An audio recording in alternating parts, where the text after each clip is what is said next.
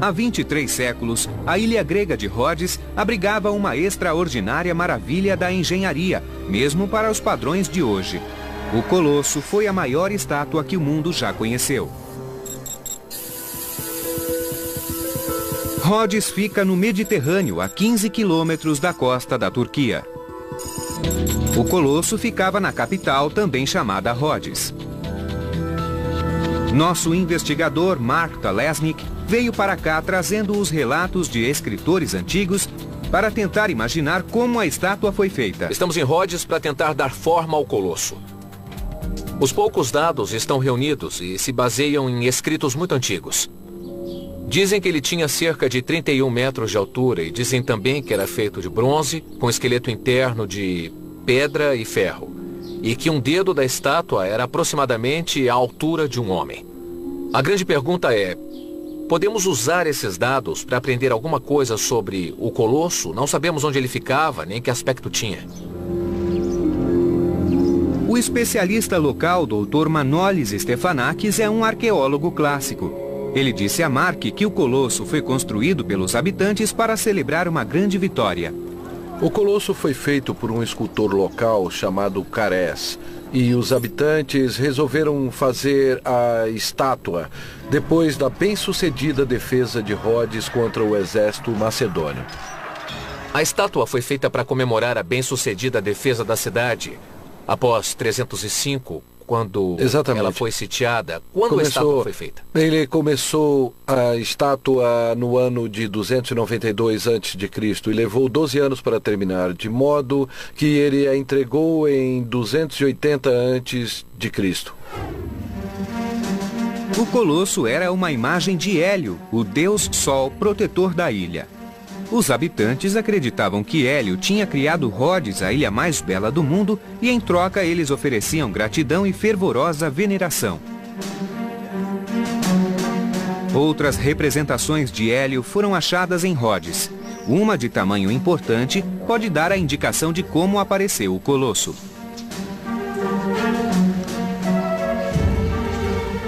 E a característica muito interessante é que há vários buracos na cabeça. Muitos buracos. Para que serviam? Para colocar raios de ferro ou de metal que saiam da cabeça como os raios do sol. A cabeça do Colosso pode ter sido assim coroada com raios de sol. Fontes antigas relatam que o Colosso foi feito com barras de ferro e lastreado com pedras. Mark acredita que o método de construção do Colosso e seu tamanho determinaram a posição da estátua. Qual era o aspecto e a posição da estátua? Uma representação é Hélio acenando com a mão e segurando um pano com a outra. Acenar seria difícil, porque para alguém acenar, a pressão, principalmente aqui, seria enorme. Eles teriam que escorar. Exato. Para segurar o braço, e eu acho que não ficaria bonito, não ficaria nada bonito. Então eu acho que podemos esquecer a chance dele acenar com o braço. No entanto, se a mão do Colosso estivesse tocando a testa, protegendo os olhos, a estátua ganharia estabilidade. Qual a razão da existência do pano ou do laço? Uma terceira perna, para dar estabilidade. A técnica de esculpir túnicas para dar mais estabilidade a estátuas é bem documentada. Isso tornaria a enorme estrutura do Colosso mais forte. O exterior foi descrito como inteiramente feito de bronze. Manolis levou Mark a um local de produção de bronze, uma fundição que data do tempo do Colosso. Isso prova que a tecnologia para construir a estátua existia ali. Temos aqui nesta área 7 locais de fundição desse tipo. Então sabemos que esta é a área dos ferreiros. Isso é importante porque o Colosso foi fundido em bronze. Podiam fazer aqui uma estátua de que tamanho? A altura máxima de uma estátua feita aqui seria de cerca de 10 metros. Peças de bronze de até 1,5 metro de comprimento podiam ser fundidas aqui e unidas para criar uma estátua de até 10 metros. O Colosso também foi feito por partes, com folhas de bronze fixadas no esqueleto interno da estátua. Esse método dava flexibilidade, o que fazia a estátua suportar ventos fortes. De que tamanho deveria ser a fundição para construir o eu colosso? acho que precisaríamos de instalações no mínimo 3 vezes maiores que estas. Já achou alguma coisa parecida? Não, ainda não tive essa sorte. Mark descobriu a aparência do colosso e ficou claro que os habitantes tinham a tecnologia para fazê-lo, mas isso não ajudava a localizar o colosso. Representações tradicionais, como esta gravura do século XVI, mostram o colosso em pé no porto, com os navios passando entre suas pernas. Mas há um problema. Os relatos dizem que a construção durou 12 anos. Se isso aconteceu aqui, seria preciso fechar o porto. Mas esse porto era de importância estratégica vital para a ilha. Como era esse porto 2.500 anos atrás? Bom, esse era o principal porto militar de Rhodes e teriam de bloquear a entrada do porto militar do mais importante porto da cidade naquela época. E por 12 anos? Por 12 anos. Os construtores da estátua viviam em tempo de guerra e construíram o colosso para comemorar uma importante vitória depois de um forte cerco naval. Não faria sentido celebrar isso comprometendo as defesas. Com base em nossas discussões, deduzimos que o colosso montado no porto, ao menos a essa altura da história, não é uma possibilidade. Isso é totalmente fictício e tem origem no romantismo medieval, certamente. Quando comparamos esses argumentos a fontes antigas que dizem que a estátua caiu sobre a terra, fica claro, a imagem tradicional do colosso a cavalo no porto não passa de fantasia renascentista. Alguns arqueólogos creem que o colosso ficava onde hoje está a fortaleza de São Nicolau. A fortaleza data do século XV, mas algumas de suas pedras podem ter vindo do tempo do colosso. Nós temos evidências, elementos da fortaleza original, como estas pedras ou estes degraus. Além disso, temos várias bolas como estas. Balas de canhão? Na verdade, são bolas de catapulta. Bolas de catapulta. Ah, desculpe. Elas foram lançadas de fora para dentro ou para fora? Foram lançadas pelos macedônios. As bolas de catapulta datam da época do sítio cujo fim o colosso celebrava. Este lugar estava claramente ocupado na época. Além disso, a fortaleza está colocada em um outeiro de rocha sólida, o que daria ao colosso uma ótima fundação. Quais os prós e os contras do colosso ser construído, digamos, por ali, naquela área? Sinceramente, eu não vejo prós nessa teoria. É muito improvável uma estátua dessas na entrada de um porto militar. Na minha opinião, eu nunca faria uma estátua dessas aqui. Eu procuraria outro lugar, talvez mais alto, para ela ser vista por todo mundo. Observando a cidade, faria sentido o colosso ficar em uma colina para ser visto de longe. A caminhada na colina forneceu uma pista. Embaixo do que já foi uma escola, partes de antigas construções foram achadas. Uma dessas construções era um templo de Hélio.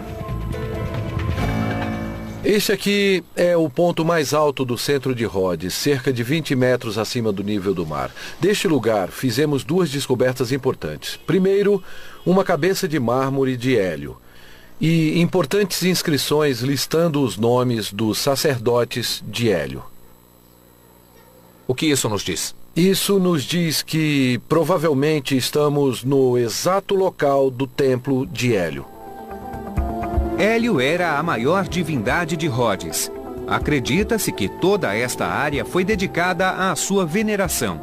E nos limites do antigo templo, agora há o Palácio dos Mestres de Arte, construído na época medieval pelos Cavaleiros de São João. Faz sentido que o colosso ficasse na área do templo de Hélio, e daqui ele veria os 3 portos mais importantes da cidade. Então, estamos no ponto mais alto da cidade murada, avistando os 3 portos. Sim, se o colosso estivesse aqui, ele veria o porto comercial e o secundário deste lado. E se viermos aqui, ele também veria o porto militar. Tá bom. Além disso, sabemos que quando caiu, o colosso atingiu casas na área em volta do palácio, uma das mais densamente povoadas áreas da época. Ao cair aqui, o colosso deve ter esmagado casas, o que sugere que este era realmente o local do colosso. Bom, é isso. Este é o lugar onde pensávamos que o colosso estava. Eu estou imaginando que ele teria o dobro da altura do atual palácio, então. Pelo menos. Foi uma grande operação, não era só um homem construindo um colosso, mas deve ter havido um exército de homens. Na época, as pessoas acreditavam nos deuses e ver aquele colosso dominando tudo deve ter sido uma coisa assustadora. 31 metros de bronze envolvendo um esqueleto de ferro e pedras, o colosso era tão grande que diziam que seus dedos eram do tamanho de um homem. Levou 12 anos para ser construído e foi completado em 282 a.C. Os habitantes fizeram uma estátua em homenagem ao deus. Atravessando o mar, onde hoje é a Turquia, um homem faria 400 estátuas para honrar a si mesmo. Ele era o rei Mausolo e as estátuas adornariam o primeiro mausoléu. Cada uma das 7 maravilhas era uma grande obra de engenharia e cada uma tinha suas peculiaridades. A pirâmide de Gizé era um túmulo criado a partir de uma enorme, mas simples forma geométrica. Houve outro túmulo que admirou o mundo civilizado com a beleza de seus ornamentos e suas centenas de estátuas. A outrora grande cidade de Halicarnasso é agora a pequena Bodrum no sudoeste da Turquia. No século IV a.C., Halicarnasso era a capital da Cária, parte do Império Persa e cidade do rei local, Mausolo. Na esperança de fundar uma dinastia para manter a linhagem real, ele se casou com a irmã Artemísia. Diz a lenda que por volta de 350 a.C., ela construiu um túmulo para honrar a memória do irmão. Acho surpreendente no mausoléu de Halicarnasso que ele não tenha sido construído em honra a nenhum grande daquela época, nem ao guerreiro persa Xerxes, por exemplo, nem em honra a Alexandre o Grande, mas foi construído para um governador menor, mas muito bem sucedido, o rei Mausolo. Pouca gente ouviu falar dele. Para isso entrar na lista das 7 maravilhas, devia haver algo de realmente magnífico em sua estrutura. Não há imagens antigas do mausoléu e, de novo, as mais influentes descrições chegam até nós pelo artista da Renascença Martin van Heemskerk. Mas isso terá base na realidade? Nossa investigadora Tessa Dunlap encontrou novamente o Dr. Julian Bennett, um arqueólogo que passou vários anos tentando reconstituir a história do rei Mausolo. Por que esse enorme mausoléu foi construído? Muito boa pergunta. Não sabemos, sinceramente. Ele era conhecido por taxar muito a população e reuniu uma fabulosa fortuna. Presume-se que foi para se mostrar, para mostrar o quanto era rico. Graças a escavações do século XIX, sabemos exatamente onde se localiza o mausoléu. Tessa e Julian tentarão reconstituí-lo, combinando as evidências físicas com os relatos históricos. Plínio deu as dimensões do mausoléu, depois confirmadas pela arqueologia. Ele tinha 36 metros de comprimento por 30 de largura, cobrindo toda esta área escavada. A base da estrutura foi feita com um tipo característico de pedra, a pedra calcária. Andar nesta estrutura dá bem a ideia de sua imensidão, não é? Sim, realmente a estrutura é substancial, fundada nesses blocos maciços de pedra calcária. Então esse seria o andar térreo, as fundações? Este seria o térreo, sim. Acredito que o piso térreo. Havia mais 4 ou 5 níveis com blocos desse tipo. O local de descanso do rei Mausolo era uma câmara mortuária subterrânea embaixo da base de pedra. Vamos dar uma olhada ali, daquele lado, onde está a câmara mortuária, já que ela é a razão de toda a estrutura, não é? Certo. Note que ela fica de lado e não fica no centro. A razão para isso é que quando ladrões de túmulo viessem, eles não encontrariam a câmara. Era a teoria. Caminhando até o local da câmara mortuária, Tessa e Julian encontram outro artifício para deter ladrões. uma enorme pedra funcionando como barreira. Esta é uma pedra que bloqueia. A pedra encaixa neste espaço aqui, onde há esta parte plana e ela bascula até aqui. E esta borda encaixa nesta aqui. Isso é impressionante. Imagino que fosse impossível entrar. Sim, mas isso não impediu as pessoas de tentar. E pode-se ver onde alguém andou escavando cuidadosamente para tentar entrar sob a pedra. E vemos as mesmas marcas na pedra de bloqueio. Mas não havia como retirar a pedra. Podemos nos apertar e passar. E aqui estamos na câmara mortuária. Este é o lugar onde teria ficado o sarcófago. É aqui que Mausolo está enterrado? Isso. Bem aqui? Selada pela pedra de bloqueio, a câmara mortuária estava enterrada sob outro imenso peso de pedra, o próprio mausoléu. Julian pôde descrever a estrutura graças ao relato de Plínio. Este era o piso térreo original. E por cima, esse espaço foi preenchido com o pódio do mausoléu, como se fosse um bolo de casamento gigante. Plínio conta que o túmulo tinha 43 metros de altura, cerca do dobro da altura desse minarete. Então está claro que a maior parte das pedras do mausoléu desapareceu. Provavelmente foi roubada. Mas a pedra calcária é tão característica que os arqueólogos puderam identificar pedras em outras construções de Bodrum. Uma delas é um castelo do século XV. Aonde quer que você olhe no castelo, você vê pedra calcária reutilizada. O que estou procurando é identificar que pedras vieram do mausoléu. Pedra calcária e mármore. Calcária e mármore. Há um mármore muito branco, o mármore pariano, que é facilmente reconhecível. Muitas dessas placas foram incorporadas ao castelo e os especialistas chegaram a uma conclusão surpreendente. A maior parte da estrutura do mausoléu deve ter sido maciça, sem espaços internos. Plínio diz também que sobre o pódio havia uma série de colunas e um teto piramidal, e uma descoberta no castelo revelou outro detalhe. O que vai me mostrar agora, Julian? Este é um grande pedaço de mármore branco que foi reutilizado como batente. Mas se olharmos do outro lado, podemos ver que é parte de uma viga mestra. Vê este degrau? É parte da decoração do nível de cima sobre as colunas do mausoléu. O que tudo isso revela sobre o túmulo? O que é significativo desta pedra em particular é seu comprimento, que ficou intacto. Isso permitiu calcular o espaço entre uma coluna e outra e sabemos que era de exatos 3 metros.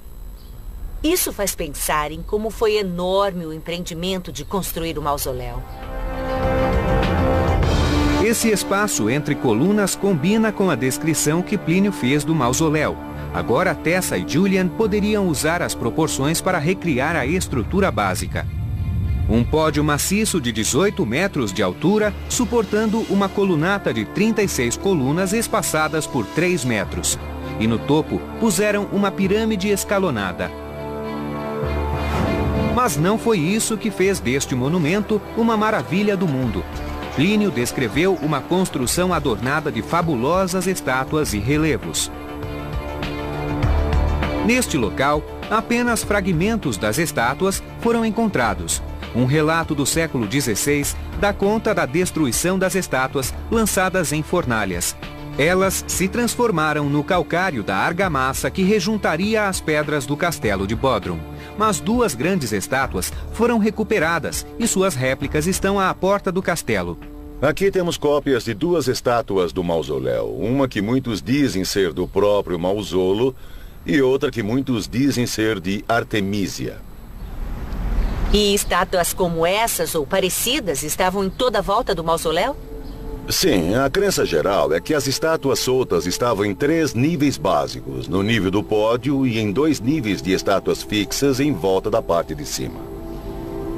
Conhecendo o tamanho das estátuas e as dimensões do mausoléu, especialistas estimam que até 400 figuras cercavam as paredes. Segundo Plínio, uma magnífica carruagem de 4 cavalos ficava no topo. Vestígios encontrados nos escombros do local deixam entrever sua antiga glória. Esta era uma carruagem de 4 cavalos, toda feita de mármore branco, com arreios de metal para os cavalos. Mas o que ninguém sabe é se havia alguém na carruagem. Essa é a questão. Juntando as evidências físicas e os relatos dos autores antigos, podemos construir uma imagem convincente de como pode ter sido o mausoléu de Halicarnasso. Era uma imensa construção de 3 níveis, consistindo de um pódio, uma colunata e um teto. Coberto de mármore brilhante, ele dominava a paisagem. Frisas e cerca de 400 estátuas dominavam cada superfície, e no topo, uma carruagem de 4 cavalos. Para mim, o mais importante do mausoléu é que ele foi construído para ser o rei Malzolo. Trata-se do legado de um rei, portanto, exemplifica as influências a que ele estava exposto, política e geograficamente. Há uma enorme colunata de mármore branco, uma pirâmide, uma extraordinária carruagem no topo. Isso significa que o mausoléu e toda a estrutura não se pareciam com nada visto antes. Tal era a majestade do túmulo do rei Malzolo que a palavra mausoléu entrou no vocabulário popular. Apesar de os gregos honrarem muitos deuses, um deles reinava supremo. Em Olímpia, uma estátua do rei dos deuses, feita de ouro e marfim, talvez tenha sido a maior de todas as estátuas. Das 7 maravilhas listadas pelos sábios gregos no século III a.C., só uma ficava na Grécia continental, símbolo do status que a colocava lado a lado com as grandes civilizações. Com mais de 12 metros de altura e feita de ouro e marfim, era a estátua do rei dos deuses, Zeus. Para descobrir que evidências restam da estátua, Mark Talesnik viajou a Olímpia, na península do Peloponeso, a sudoeste da Grécia. Hoje, Olímpia está cheia de ruínas e lembranças, testemunhos da importância do lugar para os antigos. O que chama a atenção é a quantidade e a qualidade das evidências físicas da área inteirinha. Mas, por outro lado, viemos até aqui verificar a estátua do templo de Zeus. E aí estamos no escuro, porque não há evidências físicas, então vamos precisar fazer muita pesquisa para imaginar como seria essa estátua. Mark pediu o auxílio de Judy Beringer. Doutora em arqueologia, Judy é uma autoridade em Olímpia. Esse era o lugar dos Jogos Olímpicos que começaram em 776 a.C. e tinham enorme importância cultural. Espalhados em mais de 50 acres, havia pistas de corrida, piscinas, ginásios e templos, todo o necessário para o mais importante evento do mundo antigo. E os jogos eram em honra a Zeus. Os jogos e os eventos atléticos não eram só jogos e eventos, mas eram feitos em homenagem a um deus, que no caso era Zeus. Então estamos num santuário religioso, não só num lugar de atletismo. A estátua ficava no Templo de Zeus, que foi construído em 456 a.C. e destruído por um terremoto no século V de nossa era. Bom, estamos aqui, Mark, no Templo de Zeus. Esse foi o maior templo de Olímpia e sua estrutura mais importante. O visitante fazia oferendas a Zeus do lado de fora do templo, entrava e podia contemplar a estátua. Os escombros das enormes colunas externas revelam o provável aspecto do templo. Minha nossa, isso é fantástico. Impressionante, não é? Tá legal, aqui temos 1, 2, 3, 4 colunas paralelas entre si que desmoronaram. As seções caíram como dominós. E vemos os capitéis. O que você acha que causou esse padrão? É notável. De todas as explicações que nos foram dadas, uma fala do efeito dos terremotos. Se as colunas estavam inteiras quando o terremoto ocorreu, se estavam unidas por vigas entre si, na direção que as vigas caíram, as colunas caíram também. É isso mesmo, muito bem. A beleza daqui é que essa direção está perfeitamente alinhada para todas as colunas e o corte de cada seção, é uma linda ruína. Mark mediu as colunas perfeitamente preservadas para determinar a altura da estátua. 51 centímetros, 71, 55 centímetros, 64 e essa tem 78. O historiador grego Pausanias diz que o templo tinha 18 metros de altura e o cálculo de Mark confirma isso. Medindo o espaço entre as colunas exteriores de cada lado, sabemos que o templo tinha 67 metros de comprimento e havia colunas internas. As colunas tinham a altura de 1, talvez 2 andares. E havia a colossal estátua de Zeus na nossa frente, bem aqui. Muito bem, foi por isso que viemos. Exato, é por isso. A razão da existência do templo era essa, abrigar a estátua. Para saber como era a estátua, Mark conta com poucos relatos, e todos modernos. Mas um escritor antigo disse que a estátua tinha 12 metros, e Estrabo disse que, se Zeus se levantasse, ele destelharia o templo. Esses relatos conferem com os cálculos de Mark da altura das colunas. Sabemos também quem construiu a estátua. Um escultor chamado Fídias já tinha seu lugar na história com a criação de outra estátua na Acrópole de Atenas. Também sabemos onde ele construiu a estátua graças a uma grande descoberta, um pote com o nome de Fídias. O surgimento dessa evidência acabou mostrando o local exato de seu ateliê. Hoje, restos de um antigo templo cristão dominam o local. Muito bem, Mark. Este é o ateliê de Fídias. Foi aqui que ele teria feito a estátua de Zeus? Isso mesmo. Vemos as paredes externas, algumas passagens e algumas colunas no centro, por ali. A estátua foi construída entre as colunas para ver se caberia na outra estrutura. O tamanho e as proporções do ateliê de Fídias eram idênticos ao espaço que a estátua deveria ocupar. Quando a estátua foi posta no lugar, 20 anos depois que o templo foi construído, ela precisava caber e caber perfeitamente, senão o templo era tão perfeito. Não se poderia colocar a estátua dentro sem ter certeza de que daria certo. Mark notou algo mais no ateliê. Ele parece ter a mesma orientação do templo. Para descobrir se isso foi intencional, ele fez algumas leituras. Bom, vamos medir a situação desta parede. Leio 79 graus no aparelho. Aqui... Nossa! A leitura indica exatos 80 graus. O resultado foi surpreendente. O ateliê e o templo estão perfeitamente alinhados. As diferenças que medimos foram tão ínfimas que não pode ter sido obra do acaso. Na minha opinião, eu acredito que tudo isso tem a ver com a luz. Mark acredita que tanto trabalho para recriar as condições do templo só se explica se a luz do sol tiver papel fundamental no projeto de Fídias. Mas falta saber como a estátua foi construída. Sabemos que a estátua de Zeus não foi feita de pedra, que a pele era de marfim e a túnica e as sandálias de ouro. Na época, só Fídias criava estátuas com esses materiais que exigiam exímia habilidade artesanal. Esses moldes encontrados no ateliê podem ter sido usados para fundir a túnica de ouro. E junto aos moldes encontraram estas inúmeras lascas de marfim. Eu gostaria de ter uma ideia de como eles fizeram a pele com marfim, como obtiveram folhas de marfim das presas dos elefantes. Eles retiravam camadas. Assim como se aponta um lápis, uma camada fina saía. Mas como amolecer o material? Afinal, presas de elefantes são muito duras. Acreditamos que os gregos mergulhavam o marfim em vinagre. Só por um tempo, até ele se tornar maleável. Entendi. E uma vez amolecido, o marfim podia ser colocado em moldes. Isso mesmo. E o marfim tomava a forma do molde. Quando secava, ficava com esse formato em definitivo.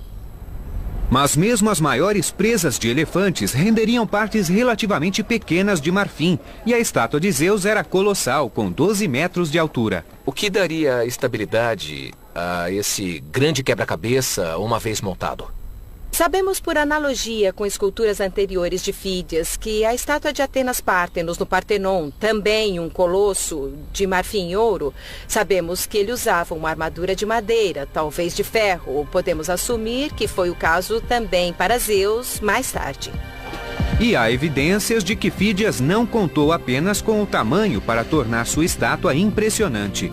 Após notar a orientação idêntica do templo e do ateliê, Mark acredita que a iluminação tenha sido essencial. Voltando ao local, a evidência no chão mostra que Fídias usou um truque clássico para aumentar o impacto de sua estátua. A pedra usada para construir o templo era pedra calcária local, cinzenta e monótona. Então, para levantar o interior do templo e maximizar a luz, ele cobriu tudo com gesso. Teria sido usado gesso branco no exterior do templo para imitar o mármore. Quer dizer que... E há restos de gesso aqui na superfície, como podemos ver neste pedaço aqui. O gesso parece monótono e amarelado hoje, mas quando o templo foi feito, ele era de um branco brilhante que refletia a luz e tornava as colunas radiantes. E Fídias usou outro truque ainda. Como a única entrada de luz no templo era a enorme porta, ele projetou um detalhe que otimizava o efeito da luz. Exatamente à frente da estátua, ele fez um espelho d'água cujas evidências persistem 2.500 anos depois. Se você correr os dedos por aqui, vai sentir um canal. E você pode seguir a linha não só deste lado, mas do outro lado também, exatamente no mesmo ponto. Isso é uma linha d'água, um limite onde com certeza havia água. Então está dizendo que havia 5 ou 6 centímetros de água aqui. O dramático reflexo criado pela água se somava à opulência do marfim e do ouro do corpo de Zeus. Rodeada pelas colunas brilhantes do templo, a visão devia ser de enlevo e inspiração. Nas mãos de Zeus havia um cetro, emblema de seu poder, e uma figura alada de Nike, deusa da vitória. Iluminado por tochas e fogo, o templo deve ter sido um local simplesmente espetacular. O templo era constituído de uma estrutura incrivelmente bem ornamentada e de estátuas. Tudo tornava o templo muito bonito. Mas nós não viemos aqui pelo templo ou por nenhuma outra coisa, senão pela estátua de Zeus. A estátua, seu tamanho e dimensões, comparada ao tamanho, a beleza e dimensões do templo, devia ser realmente muito impressionante para fazer da estátua uma das 7 maravilhas, e não o conjunto com o templo. As 7 maravilhas sempre cativaram a mente humana, desde que foram criadas. Das 7, só a Grande Pirâmide sobrevive. Mas o que levou à destruição das outras maravilhas? E por que elas continuam a nos fascinar até hoje?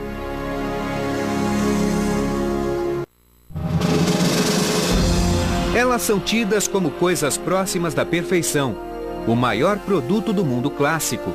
Um padrão que seria referência para realizações futuras, sempre julgadas inferiores. Mas as 7 maravilhas marcaram o início de uma revolução em um tempo em que o homem ampliava suas conquistas e impunha sua autoridade no mundo, desafiava a natureza e se tornava seu senhor. O tamanho da pirâmide, do farol e do mausoléu. A tecnologia de ponta do Colosso e do Templo de Ártemis. O domínio da natureza que criou os jardins suspensos e o sonho que criou a estátua de marfim de Zeus. Cada maravilha simbolizava uma ousadia, mas cada uma também revelava uma fraqueza humana, a arrogância. 2 túmulos, a Grande Pirâmide de Gizé e o mausoléu de Halicarnasso foram feitos para conseguir imortalidade. O mausoléu foi a tentativa de um rei de ter seu nome lembrado através do túmulo mais ornamentado que o mundo já viu. Para mim, o mais importante do mausoléu é que ele foi construído para ser o rei Mausolo. Trata-se do legado de um rei. Seu trabalho foi em vão. Apesar de ter sobrevivido até o século XV, terremotos danificaram muito o mausoléu e, como se deu com muitos monumentos, suas pedras foram roubadas e incorporadas a um castelo dos cruzados. Aquela gente não se importava com o legado do rei Mausolo. Não contentes em levar as pedras do mausoléu, a maioria das magníficas estátuas que circundava o túmulo também foi destruída, lançada ao fogo, queimada para fazer a argamassa. A palavra mausoléu permanece, mas poucos conhecem sua origem. Do mesmo modo, apesar de a Grande Pirâmide ser reconhecida no mundo todo, quantos sabem que era o túmulo do faraó Quéops? A tentativa do homem de criar e venerar deuses não foi melhor. As duas maiores estátuas de todas, o Colosso de Bronze e a estátua de Zeus, de ouro e marfim, foram sem dúvida exemplos de habilidade e dedicação. O Colosso era visível a quilômetros.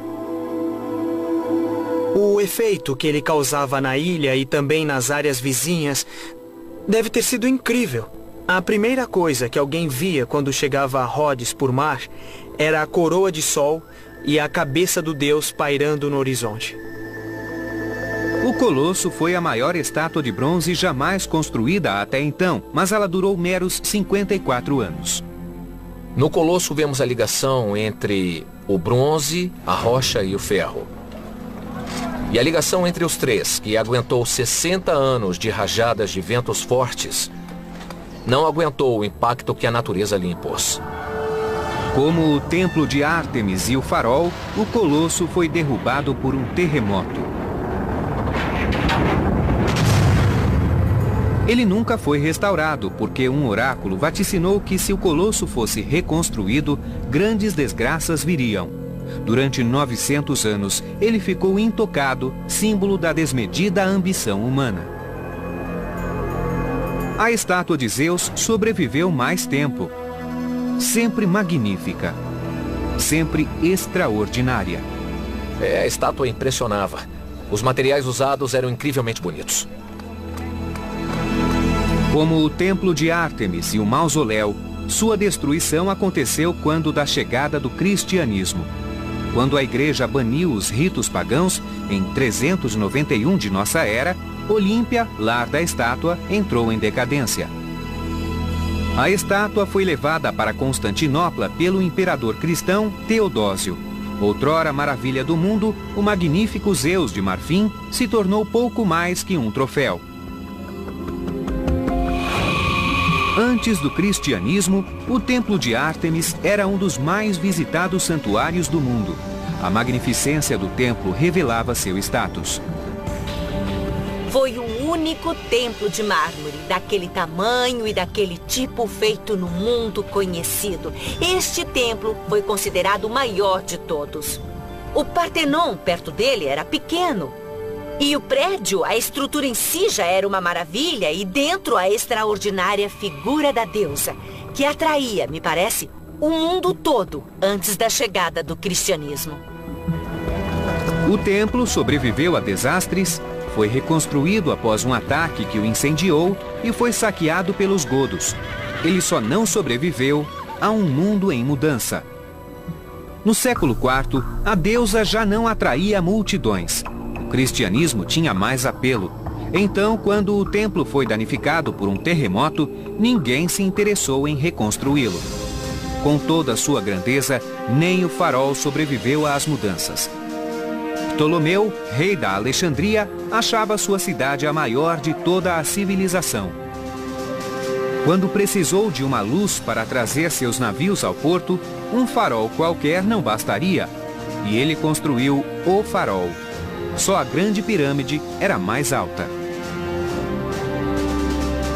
Tudo o que conhecemos fisicamente do farol garante seu lugar na lista das maravilhas do mundo. Mas quando a cidade decaiu, o farol perdeu seu brilho. No século X, ele foi adaptado e usado como mesquita, antes de ser destruído por um terremoto em 1375. Era de esperar que a maravilha da qual não restam traços fosse a mais próxima da natureza. Os jardins suspensos da Babilônia foram uma tentativa do homem de dominar a natureza. Que arrogância! Um oásis tropical no meio do deserto. Foi uma batalha constante para evitar que a natureza reclamasse sua terra. Inevitavelmente, a batalha foi perdida. As 7 maravilhas são prova da habilidade de engenharia do homem e de sua ambição sem limites.